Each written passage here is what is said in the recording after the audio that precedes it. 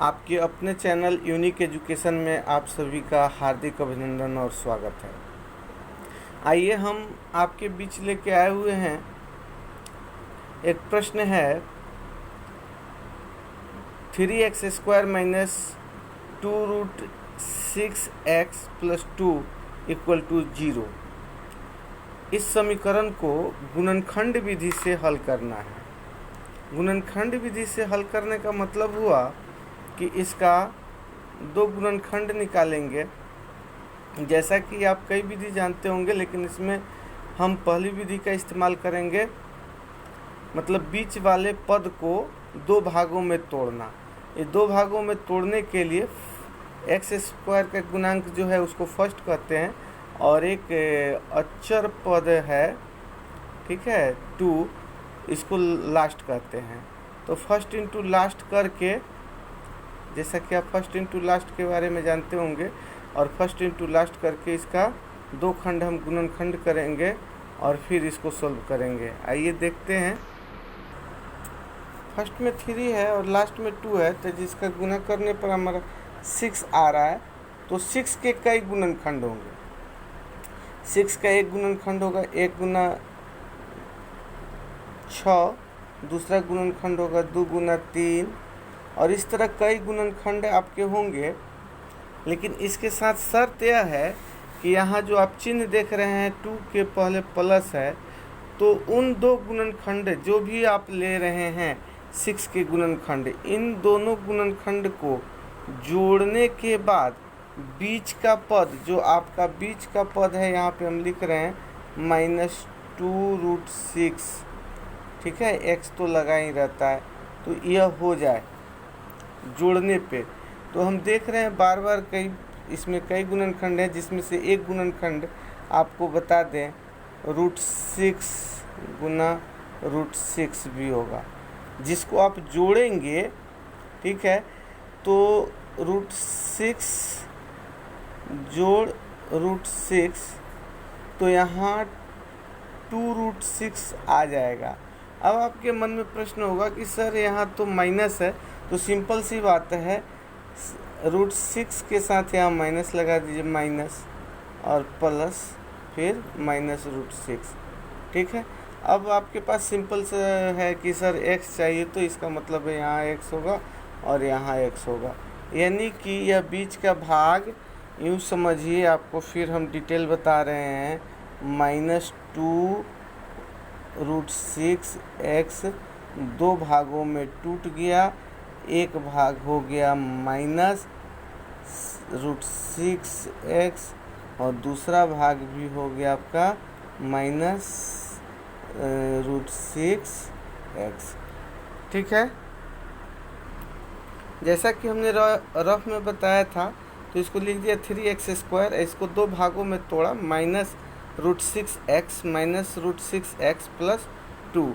अब क्या करेंगे, यहाँ से हम कॉमन लेंगे। तो कॉमन लेने की क्रिया में हम देख रहे हैं कि यहाँ जो है √6 है, इसका मतलब है कि √3 इसमें इंक्लूड है, √2 × √3, तो √3 और x यहाँ है, और 3 में 3 का मतलब होता है √3 × √3, ठीक है।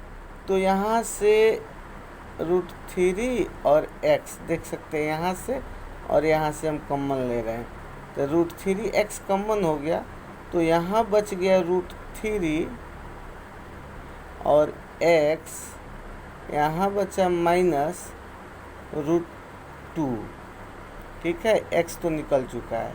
अब फिर आप यहाँ देखिए, -√6 है, x है, और यहाँ +2 है, तो 2 में √2 = √2 × √2, यानी √2 इसमें इंक्लूड है, छुपा हुआ है, और √6 में √2 है, तो √2 दोनों में से कॉमन निकलेगा, साथ साथ चिन्ह भी कॉमन लेंगे, यहाँ से माइनस और यहाँ से भी माइनस, यानी -√2 कॉमन हो गया, तो यहाँ बचेगा √3x -√2 = 0।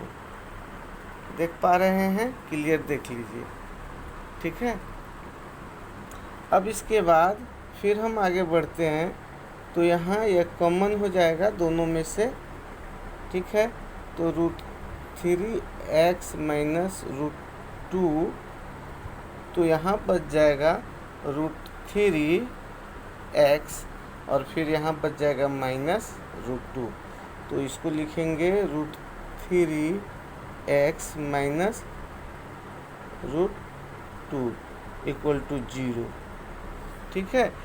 यह हो गया गुणनखंड विधि से समीकरण का हल करना है। ऐसे बहुत सारे प्रश्न होंगे आपके एक्सरसाइज में गुणनखंड विधि से, तो जिनको गुणनखंड आता होगा और कर पाएंगे, ठीक है, वही लोग हल भी कर पाएंगे। तो अब ये 2 गुणनखंड हो गया, तो लिखेंगे यदि √3x माइनस √2 इक्वल टू 0 या √3x इक्वल टू √2, इसलिए x इक्वल टू √2/√3, एगो आंसर हो गया। फिर दूसरा भी वही होगा, फिर लिखेंगे यदि √3x माइनस √2 इक्वल टू 0, यानी अब हम दूसरा गुणनखंड लिख रहे हैं, ठीक है।